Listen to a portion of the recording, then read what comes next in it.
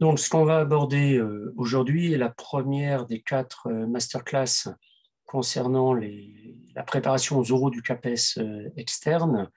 Cette première masterclass qui va vous donner un certain nombre de points de repère, vous permettant déjà de savoir où vous allez ou vers quoi vous allez et de vous organiser au mieux. Parce que, on va le voir dans un instant, le temps est finalement très réduit. Là encore, bon, ça dépend des convocations des uns et des autres, mais en fait, en gros, dans 4 semaines, les premiers candidats vont devoir aller affronter ces deux épreuves un peu terribles d'une certaine manière, que sont les épreuves de leçons en histoire-géographie et puis l'épreuve d'entretien. Donc, c'est la première des 4 masterclass. La deuxième, j'en reparlerai un petit peu plus tard, donc, sera centrée sur l'organisation des présentations. Ensuite, la manière de structurer les réponses que vous faites au jury, donc ce que vous présentez au jury. Et puis la dernière masterclass, ça sera sur la gestion des épreuves au niveau de 2 critères. Le premier, c'est le temps. Comment gérer votre temps pendant les épreuves? Alors vous allez me dire, oui, pour l'épreuve d'entretien, il n'y a pas de préparation, donc il n'y a pas de temps géré, effectivement. Mais par contre, il y a le stress, mais ça concernera essentiellement l'épreuve de leçon.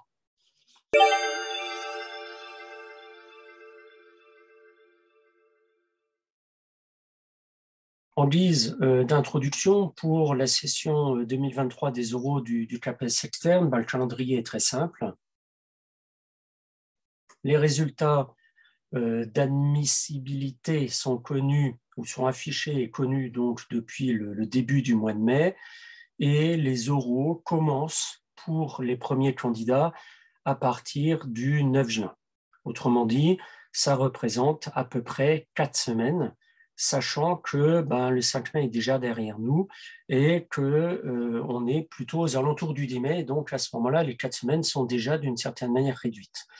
Donc ça veut dire qu'un des enjeux en matière de préparation pour les oraux du CAPES externe, c'est déjà simplement d'arriver à gérer le temps.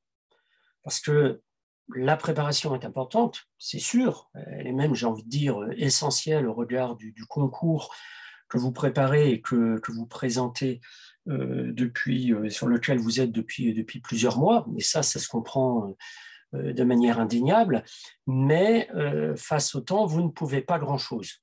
Donc ça veut dire que ces 4 semaines vont être à la fois très denses au niveau de la préparation.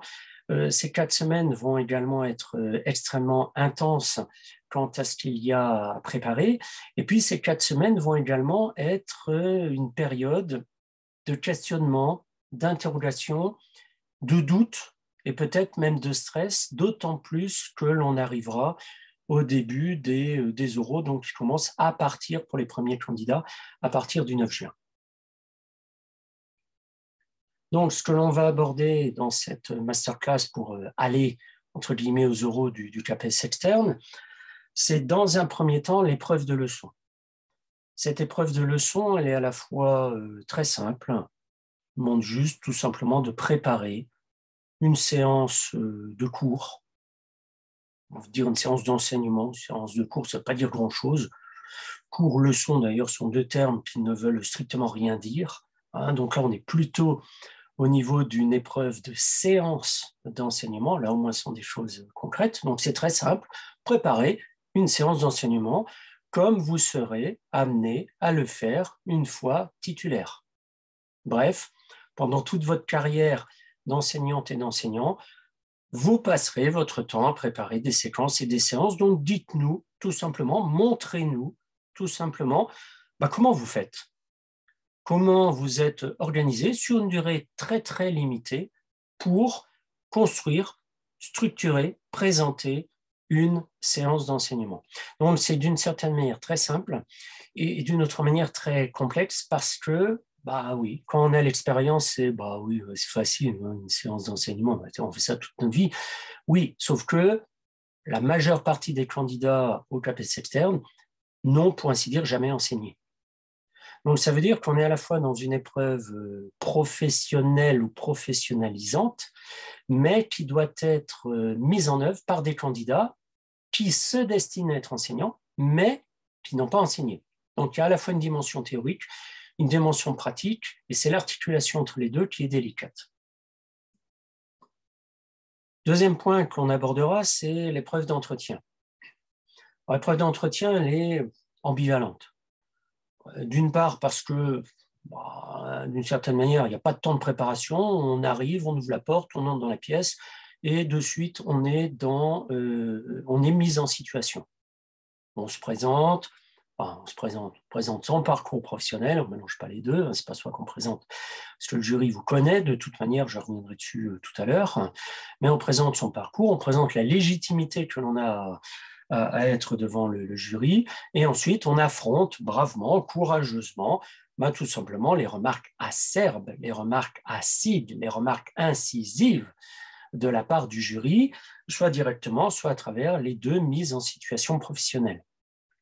Donc, l'épreuve d'entretien, il y a à la fois pas de recul, vous arrivez, vous présentez, vous découvrez au fur et à mesure, et en même temps la possibilité d'anticiper un certain nombre d'éléments, d'informations que vous allez pouvoir remobiliser à ce moment-là.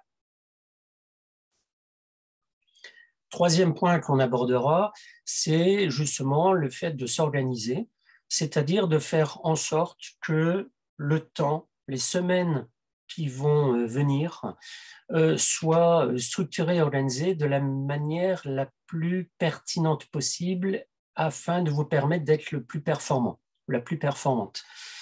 Comme je disais tout à l'heure, il vous reste 4 semaines, voire un peu moins pour les premiers candidats, donc qui passeront à partir du 9 juin.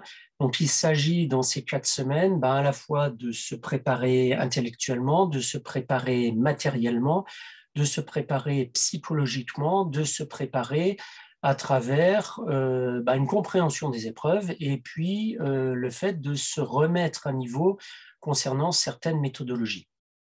Et c'est ça justement que l'on aborde dans cette masterclass où je vais vous donner ou redonner, ça dépend des individus, les repères dont vous avez besoin pour justement savoir dans quelle direction vous devez aller pour réussir au mieux les 2 épreuves donc de l'oral.